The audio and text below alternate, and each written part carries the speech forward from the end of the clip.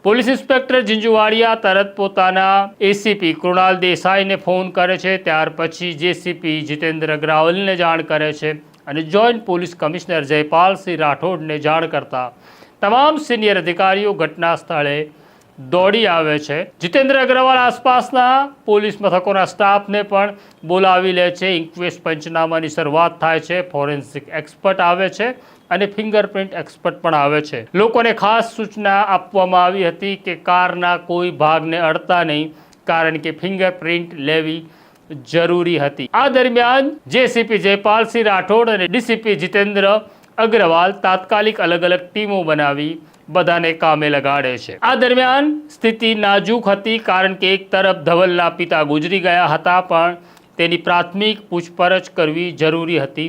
ધવલને એક તરફ બોલાવી સિનિયર અધિકારીઓ તેની સાથે વાત કરવાનો પ્રયત્ન કરે છે અને જાણવાનો પ્રયત્ન થાય છે કે આખા ઘટનાક્રમ પાછળ ધવલને જો કોઈની ઉપર શંકા હોય તો કોણ છે એ વ્યક્તિ।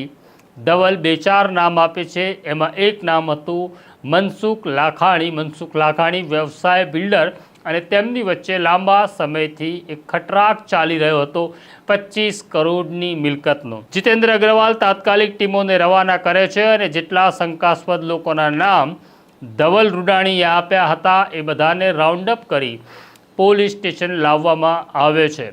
આ દરમિયાન એક બીજી ટીમ પણ કામ કરી રહી હતી। આસપાસની દુકાનો, આસપાસના મકાનો, આસપાસની તમામ એજન્સીઓ અને એમાં પણ ખાસ કરી નિકોલ પોલીસના પણ સીસીટીવી કેમેરા જે હતા તેને ચેક કરવાનું શરૂ થાય છે। રાતના 12:30 વાગી ગયા હતા ત્યારે એક ફૂટેજ મળે છે। આ ફૂટેજ બહુ અગત્યનું હતું।